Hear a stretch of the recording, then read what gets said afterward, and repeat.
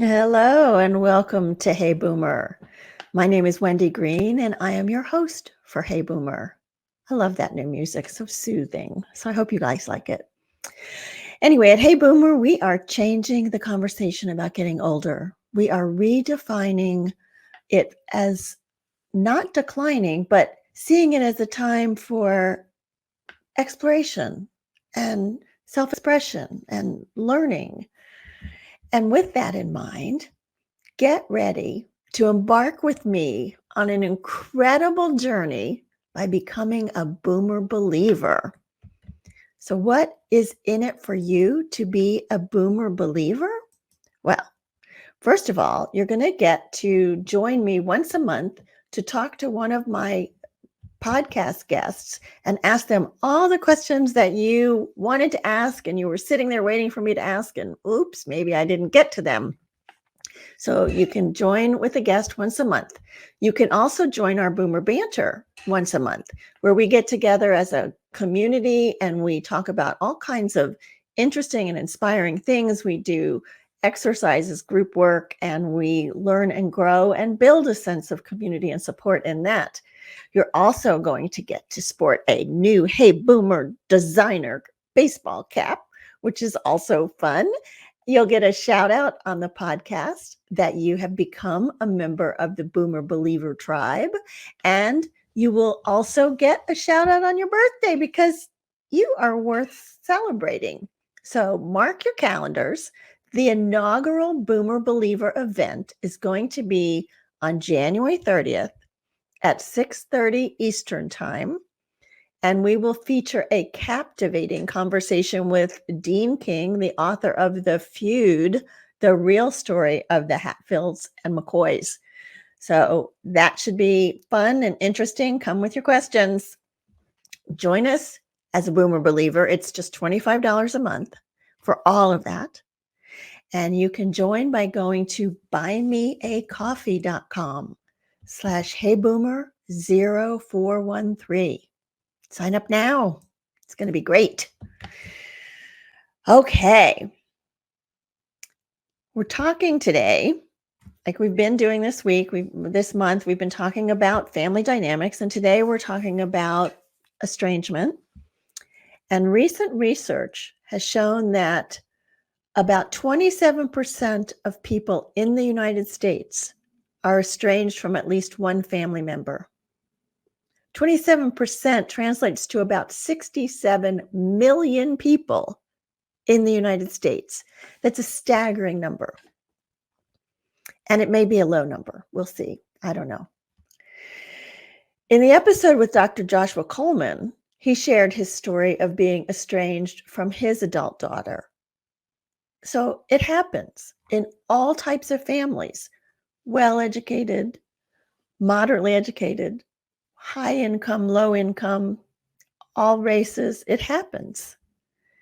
And people rarely talk about estrangement because there's a sense of shame and guilt and confusion. And I don't know why this is happening to me. And what did I do? And all of that. So people don't want to talk about it.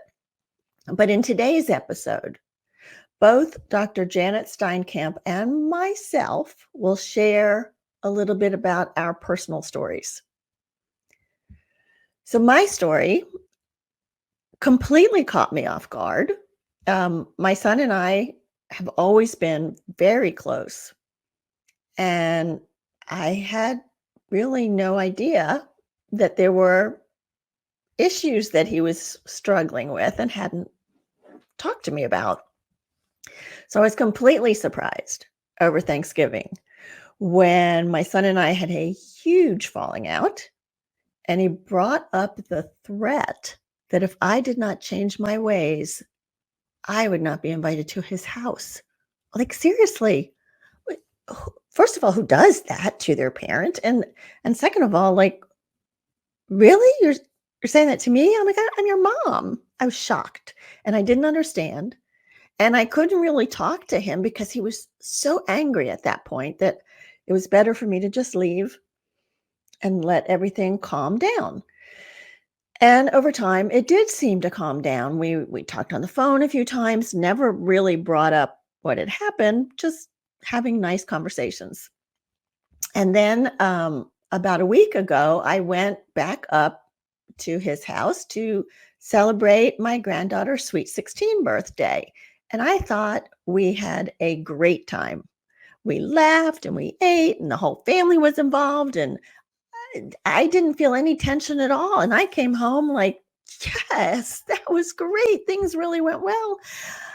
Until about 2 days later, I got a text from him that said I had done something wrong again. He didn't even say what it was. It just said, I'm warning you, Mom. I was like, oh my God, what did I do? Of course, it upset me. My stomach was upset. I was feeling all anxious. I was like beyond confused. And fortunately, this time we were able to have a more calm conversation about what he was trying to get me to understand. And I am grateful for that. It was not comfortable. It was not something that I necessarily even agreed with, but I understood his point of view. And so I am really trying hard to make some of the changes that he wants me to make so that he feels comfortable, that I am not imposing my opinions or whatever on his family. And I hope that we never get to the point of a complete estrangement, but it is feeling like walking on eggshells a little bit right now. So with that story and with Janet here, hello. Let me do a quick introduction of you, Janet, and then let's dive in because we got stuff to talk about. Perfect. So as I said, it's about 27% of the people in the U.S. is what the findings show. Could be more. But I'm hopeful that what we learned from Dr. Steinkamp today will be helpful to all of us, whether you're experiencing estrangement now, or maybe you might in the future, or you know someone who is. But Dr. Steinkamp is an educator, a teacher trainer, communication expert, estrangement consultant, a researcher, and a mom. In conjunction with several professional roles, she spent her career of 25 plus years working with people to develop effective individual and group communication skills and establish healthy relationships. In 2019, Dr. Steinkamp began her own journey through a family estrangement when her adult daughter decided to cut ties. Her family lost contact with her daughter for nearly 2 years. It took months of courageous self-reflection, sometimes painful self-accountability, determination, and grace to understand how her communication and expectations contributed to her daughter's estrangement. When asked how she got started on her journey of growth and transformation, she quickly points out that the first step was to recognize that the only person she could change was herself. To assist as you navigate your estrangement circumstances, Dr. Steinkamp created the When Our Adult Children Walk Away website, and I'm going to share that link later, where people, particularly parents, can find resources and support services. Oh boy. All right. So do you want to start by giving us a little background on your story? Sure. I'd be glad to share. First, I want to say thank you for having me. This is such an important topic for so many people, and really it's difficult to find reliable resources, so I appreciate this. Yes, so my experience with estrangement did begin in about 2019. If my daughter Brianna were here, she would say it started for her in her early 20s. So she's 31 now. So that means her estrangement journey really began over 10 years ago. Our experiences are very different in estrangement between parents and adult children. So really, there's so many complicating factors. The fact is, I was a helicopter mom. I was way deep engaged in her life, didn't really give her time or room to make mistakes or have opinions. Um, in fact, I didn't even give her space to clean her room. I just kind of took over everything. And what I've learned since then in her own therapy is that she's been diagnosed as attention deficit. So I was so involved, I didn't even recognize the symptoms. I didn't give her time. I didn't give her space. So as she grew up and started to try to disengage and put me in my new parent role, I really fought that. I really fought it. She chose a partner who, pretty obvious to us as her parents, was not a good match. Very different life trajectory, different values. Um, and he really didn't want us in her life. And so if you listen to Josh Coleman and look at the Cult of One, that was really our experience. But it would be easy for me to say that was the problem. But actually, it was my parenting that opened us up to estrangement. Had she met him and we had a healthier relationship, I think she may have had the grounding to be able to avoid some of the difficulties that she experienced. Who knows? I mean, I can only look at that and make an educated guess. Doesn't mean she didn't make mistakes. She did. Her expectations were, I thought, kind of over the top. And if she were here, she would chuckle if she heard me say that. Her expectations of you or the boyfriend? Oh, of us, of life, of Yeah. what she was entitled to. She was raised in a pretty easy lifestyle, so she got accustomed to things, being available to her easily. And now, she's 31 and she's trying to rebuild her life. 10 years of that. So here we are. She now lives with us with her twin 6-year-olds, and it is still eggshells. It's not as brittle. The cracks aren't quite as loud. And we've created some trust. I call it a social bank account, where we have some basic trust deposits made. So when we do make mistakes, we can forgive each other, and it's not as risky. We're not on that edge of estrangement, the final complete estrangement. So you said it started for you in 2019 and had been going on for her for 10 years. Did you have any awareness that she was struggling with this? Oh, sure. Oh, you did. When I look back, sure. She was very vocal. She wrote us letters. She would say to me, I mean, I can chuckle now. It's not funny.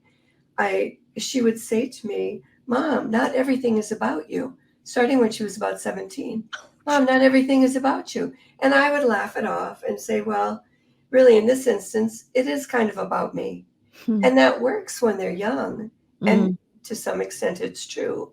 As she matured and grew, I did not change my parenting style.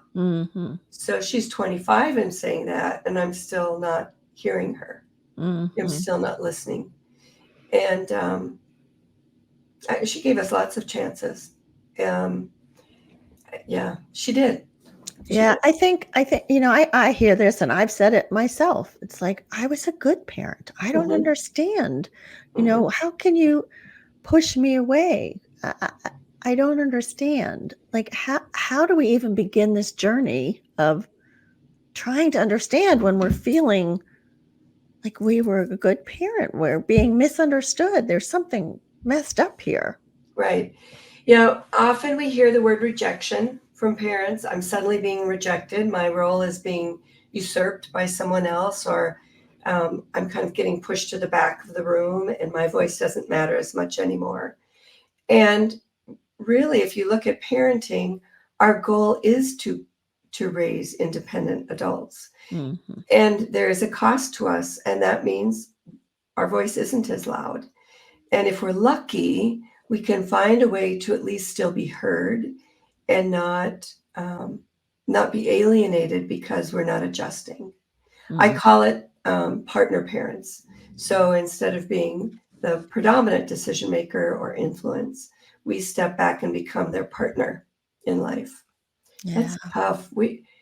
That's tough. Yeah. Go ahead. No, it is tough. It is tough because we have been so used to being the parent in charge, and And I know that, there are times that my mother, who's 93, gives me advice on I'm 70 and I'm like, Ma, I got this. I've been doing I've been doing this a long time. But I think it kind of comes naturally, and it is a big change. So you have a tool that you think helps with this communication. Can you give me some more information on that? Sure. I use the Wiley. It's a particular developer, marketer, owner, the DISC. So DISC, it, DISC. SC, exactly. It's an acronym. It's in the letters really represent the 4 different communication styles that we identify when we have someone take the DISC assessment. We get some results from that tell us your primary communication style. And then from there, we can really dig into it and look at what your strengths are, what your style is, how you might be perceived by someone else, and how you might take in information from other people so you can understand where the disconnects may be, where things align. And it's really very powerful. It's not the only tool. There are plenty of different assessments out there. It's the tool that I've chosen and I have found to be really, really helpful. So can you tell me what the letters stand for? Sure. So the D is dominance.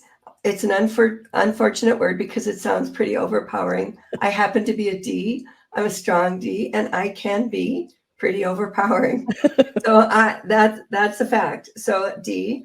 I is influence. So the influencer tends to be more of the cheerleader, more kind of animated. They might be the head of, the person with the great story when the meeting's getting started or at the Thanksgiving table. S is steadiness. The steady person really is focused on maintaining consistency. They're going to be quiet. They're going to speak more slowly. They're going to want time to absorb and really process information and be very, very invested in keeping the relationship alive. They don't like disruption. So you, just as an example, if you take a D and you take someone who's got an S style, you can see where there may be some disconnects there just right off the bat. Sure. Right? Yeah. And then the C is conscientious. So the conscientious person in their communication style is really, really focused on accuracy, data, answers to their questions. They want to know why, when, who, how. And it's very difficult for them to get past and really listen to the other person until they have that information. So again, you can see if there was somebody with sort of an I style who's more animated, life of the party, talking with somebody with a C style who really wants the information, you're going to have a disconnect because one person's going really fast and trying to be heard and related to, and the other person is really wanting data. Give me the facts, give me the facts. What did I say? When did it happen? Why was that a problem? And really, those data points may not be important to that other person. So it's really helpful. And that's just the tip of the iceberg with the DISC. What we want to do is when we learn our own style and we learn more about the 4 different general styles, we can start understanding what our child's style might be. And then looking at ways where we may be overwhelming them or not, they're not feeling listened to because they want the data. And we don't want to talk about that. We want to talk about our feelings. Yeah. So it just really helps give context. None of it is bad. No style is more important or more valuable or better. We all have strengths and we also have challenges in our style. So I could go on with this for hours. I love the DISC. Yeah. Yeah. Philip, who's listening, says he's a huge advocate of the DISC too. So wonderful. Yeah. So, we talked about at the very beginning that the only person you can change is yourself. So your adult child comes to you and says, look, you need to stop doing X, Y, and Z, or I'm not going to let you into the house. I'm not going to let you talk to my kids. I'm not going to let you whatever. That's right. We're shocked. We're, hurt. We're what? Mhm. How do we start? Even, I mean, if they won't even talk to us, let's say, how do we even start to know what it is that we need to change? Right, right. So, I would say in my own experience, I started there. I don't understand what I've done wrong. If you would only listen to me, life would be so much easier for you. Right. And as I really sat down and had some frank conversations with myself, I don't think I was being quite transparent with myself. If Mm. if I really looked at it, there were some things I knew probably were pretty irritating and actually disrespectful. Mm. I'm criticizing her partner to her, and it's not that I was wrong in my opinion. It's that it wasn't my place to say it. It wasn't my place to. She wasn't asking for my opinion, Oh, I know. and so it's the translation of that is disrespect, and that wasn't my intention at all. My intention was try to save her, Right. um, and so the more I let myself sort of get comfortable with those things, I realized there were things I wanted to change, regardless of whether those were the things she would point at, Hmm. because I didn't like them about myself. I didn't want that to be how I came across to her. Her relationship wouldn't survive that. Her partner wasn't going to tolerate that. So I think there's a lot of self-reflection. Sounds so easy. It's not. It's one of the most difficult things. And especially with the D style, that does not come naturally to me. I don't really, frankly, I got to get my work done. And if other people don't like it, I still going to get my work done. I don't slow down for much. But I've learned that the S style is probably my greatest advocate and friend, because if I watch someone with an S style and meter myself to them, to how they're interacting with people, I learn a lot. I learn a lot about how what I'm not hearing, what I'm not seeing. Um, so again, I think that this can really help us with that. So on a practical point to your question, when I hear your story about your son, this might be a time, if I can use you as an example, Sure. if you're okay with that. Sure. Mm-hmm. This might be a time to say to him, I want to take a minute and learn more about my own communication style, because I hear you. I hear it's not working for you. The last thing I want is to cause trouble.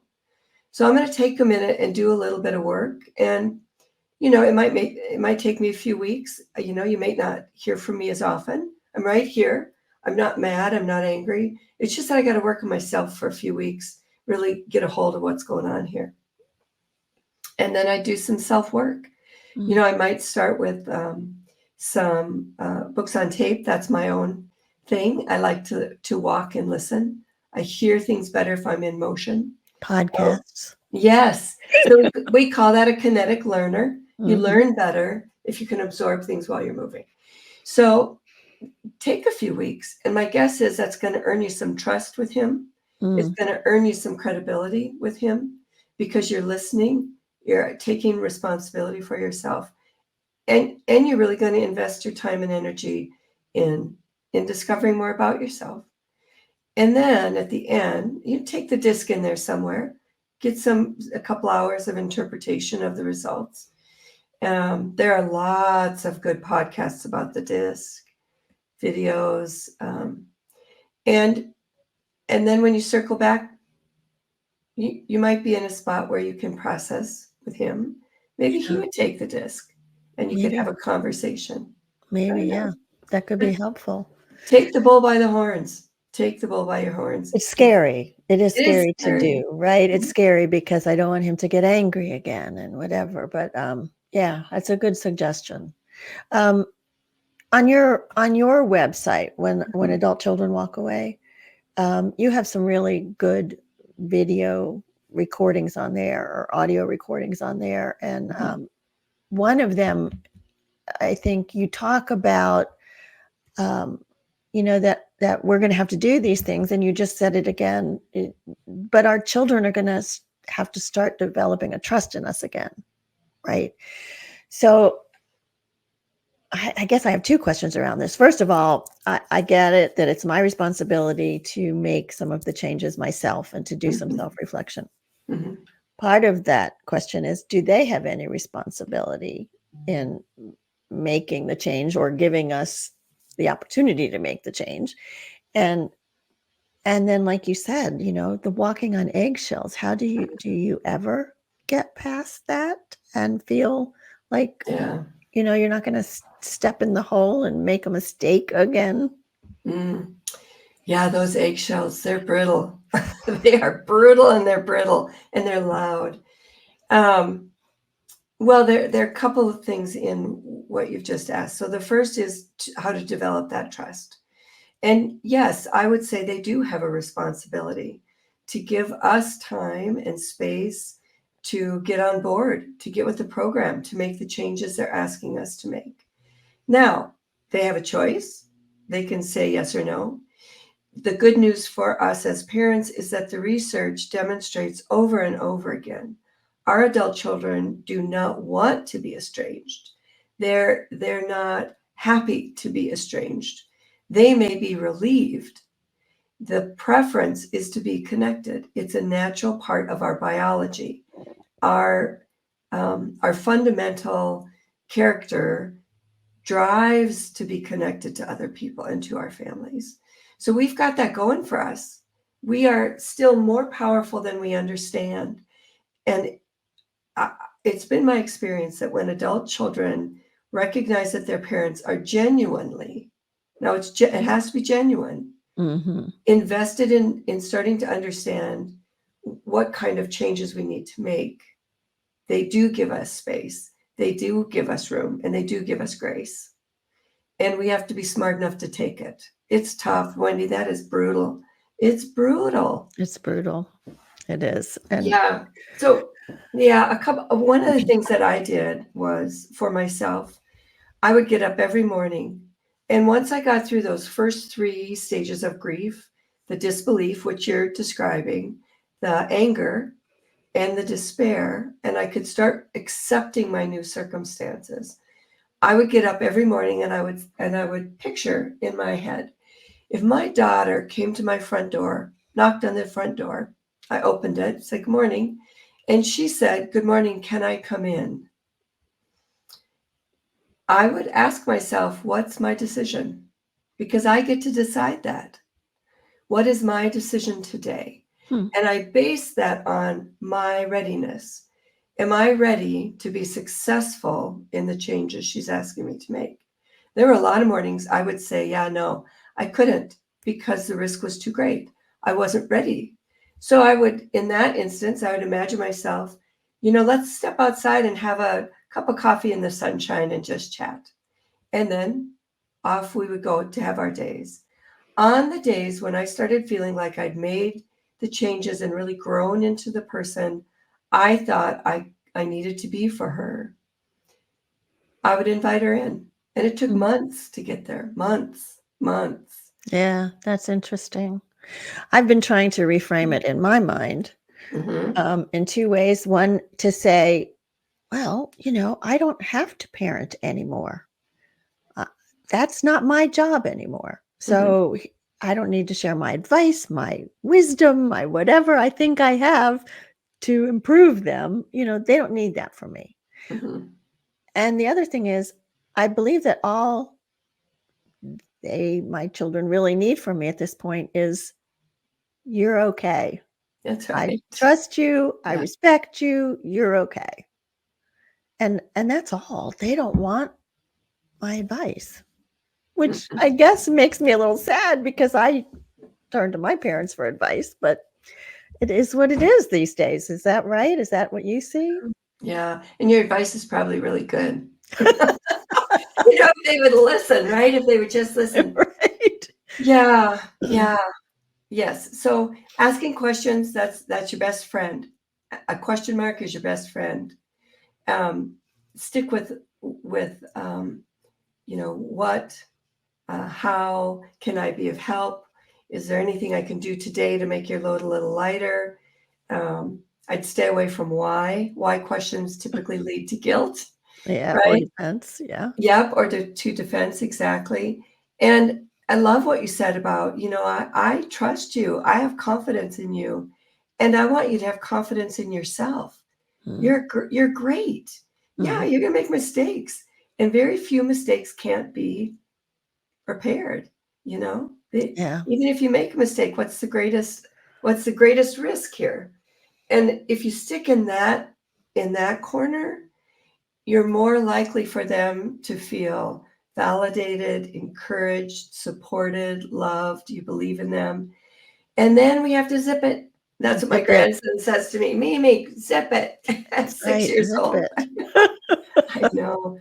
And then I call my 91-year-old mom. We're very fortunate to have our moms. And you're not going to believe what just happened. Dot, dot, dot, dot, dot, dot. And Yep. she very patiently listens and then talks about Rumicube or whatever she's doing with her day. I don't know. She's a great role model, but yeah. See, and that's the thing also, I think, is the listening, the active Hmm. listening, and Hmm. when we're feeling attacked, the last thing we wanna do is "So, what I hear you saying is that you Yeah. don't like that I give you advice." No, It's like, no. "What?" No, it's not genuine, it's not sincere, they see right through it, yeah. Actually, I want to say this, I do have this new 7-part series coming out on grief, estrangement grief, my model, and I really think, Wendy, in those first 3 stages of grief, we're not at our best. The disbelief, which is really what you're describing, that first stage of grief. You're recognizing your vulnerability, the vulnerability of your relationship. That's a big, big change. Then we move into anger, despair, and we swirl around in that just minute by minute. And our emotional regulation is at its worst. We're weakest. We're most likely to snap. We're not able to really disengage and be that rational, mature adult parent. It's not our best time. So it's important for us to recognize how grief impacts our communication and our vulnerability to making things worse.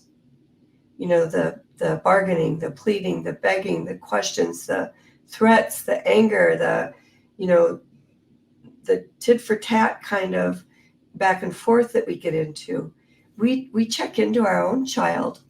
We're not at our best. Yeah. So I just want to encourage you because I do hear you in that first stage, Mhm. and it's really powerful to think about it that way, I think. Yeah.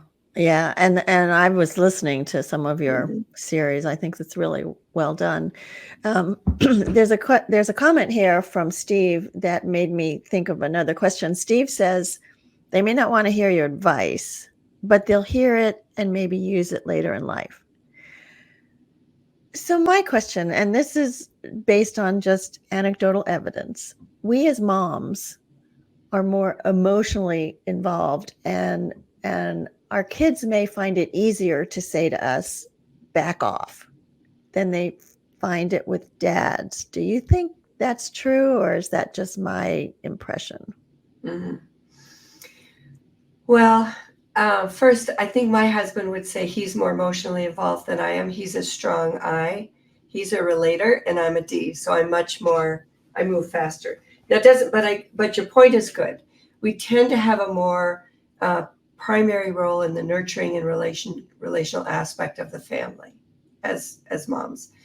Um, I would say, in general, we tend to let the people we have the most faith in, that we know are at the what least risk of leaving, we tend to let them have it more because we're more confident they're not going to walk away. Does that make sense? So I'm much more likely to say nasty things to my mom because she's not going anywhere. She's dedicated to me till the day either one of us dies. So it's not that I'm proud of the things I say or that I want to be mean to her. It's just that that's the safest relationship. to let my stuff out. Mm-hmm. The people that I love and care about that are more likely to say, I don't need to take this, I'm out of here. Mm-hmm. That's probably not where I'm going to reveal my most deep fears and insecurities. Mm-hmm. So yeah, I think just by nature of our family dynamics, moms are more likely to get it. Dads are actually more likely to be estranged. That's what the research shows. Interesting. So Okay. whether that's by the dad's choice or the adult child's, the dads are more likely to be estranged and for longer periods of time. That's interesting because when I think about my family, I mean, there's no way we would have spoken back to our father. Mm-hmm. Mm-hmm. No problem with telling mom. Yeah, the consequences. Oh my gosh. Yeah, right. Yeah. Yeah. So, what about when we live far away from our adult children? And, in some ways it's easier for them to Mm-hmm. keep that distance and harder for us to try and establish that caring relationship. So, any suggestions for having building bridges when they're far away? Yeah. I think of that as a geo estrangement. We use our geography. Um, and and some of that is natural and normal. I mean, there was a 4-year period of time I didn't see my brother. We talked, we weren't estranged. We had busy separate lives. And that was okay. It I don't know that either one of us felt that was a bad thing. Now, um, so why do I say that? Because he wouldn't necessarily have known that. I could have hidden behind that, been Mm-hmm. furious with him about something, Mm-hmm. and he never would have known we were estranged. Mm-hmm. It's just the geography. Um, and families do tend to move apart these days. It's much more likely that people will relocate, um, and we do have busy lives. So again, to me, that's a great opportunity for healthy communication. Okay, we're separating, so what's going to be realistic? Can we call you once a week? Can we have a family happy hour on Friday nights? Can we, how can we stay connected? So you actually sort some of that out on the front end, and that protects parents to some degree, because I can text my children in a day. If I'm having a boring day, don't have a lot going on, and I miss my kids, I can text them 10, 12 times in a day. It's insane if you're the one getting the text. Stop. I know, make it stop. So Right. I finally got to the point I said to them, I must be driving you crazy when I think about this. And they just laughed and looked at each other and kind of rolled their eyes. And the response was, I thought, pretty brilliant. Mom, you can text us all you want, but don't expect a reply. There might be a text in all of that we can reply to. You might get Yeah. a thumbs up, but just don't keep your expectations realistic. It's not that you can't text us. And of course, then I know I need to back down on my texts because it's not reasonable. If you're working, Yeah. you've got a busy life. Yeah. Yeah. And I think one of the challenges today too is that everybody has a cell phone. Yes, That absolutely. I don't know about your 6-year-olds, but all the teens that are in my family have cell phones. Mm-hmm. And so it used to be we would call my grandparents, everybody would get on the phone. Mm-hmm. Now Yeah. you call each one individually. So I like your idea of, hey, let's do a family Zoom, let's say, and 5 minutes. I mean, it doesn't have to be a long time, just to check in. Yep. See, if you are a visual person, we have like 5 basic learning styles. Audio, the hearing, seeing, touching. So if you're someone who really needs to see people, that a FaceTime 5-10 minutes is a huge, huge thing for you. If you need to hear their voice, a phone call might work. Some people like to write letters. They're much more, there's a kinetic aspect. You're seeing the words on the paper. It's much more personal for some people. Now, you might get an email back. It may not be a handwritten note. But the nice thing about that, Janet, though, is that they have time to think about it and process it, right? You're not confronting them, so to say. Yeah. Yeah, what I learned about writing letters is to take a picture, because once it's gone and they have it, they can refer to it, and I can't see it anymore, so I don't know what they're talking about. So I learned after writing letters to take pictures of them. That's a really good idea. Joanne, I see what you're saying. We can take that offline, but good luck with all of what you're going through right now. Yeah, so I want to tell people how they can find you, Janet, because I think what you're offering is super important. And you're very caring in the way that, the conversations I've had with you have been really, I felt heard and cared for. So I appreciate that. Janet's website is whenouradultchildrenwalkaway.com. She does have resources on there, including the audio series that she's setting up that I think was really helpful for me. I appreciated that it was there. Good. Yeah. Good. And you can also email Janet at Steinkamp, which is STEINKAMP.com. All of this will be in the show notes too. So, boy, I would encourage you as you're going through anything like this to reach out to Janet, check out her website, and have a conversation. Are there 2 or 3 takeaways you'd like to leave with us before we end the show? Yeah. First of all, you're not alone. You are not alone. I think if the research were done again today and people were feeling not so vulnerable, we would find out that the percentage of people with estranged relationships is much higher than 27%. It's just so much more common. Not any less painful or scary. It's just more common. So we really aren't alone in this. And then I would actually extend an invitation, because I have not found yet the best way to get people together to talk about this. I hosted some book clubs in 2023. They were not all that popular. I love book clubs, but not everybody does.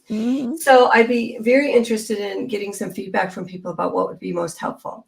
An open mic night, coffee club, what would it be to get people together? And then I'd be more than happy that you don't have to pay me to talk about this disc. There's a way to sign up for some time with me there's no cost. And then we can talk more about what might be helpful to you as individuals and for your family. So I'm not out to make a lot of money. I mean, I have to pay my bills, but yeah, I mean, I just think this is really important work. It is. And I so appreciate what you're doing and what you just offered. I think that's beautiful. So, and I appreciate all the comments and questions that came in on the chat. And Janet and I will look at that when the show is over. If there's anybody that needs an individual answer, we will get back to you.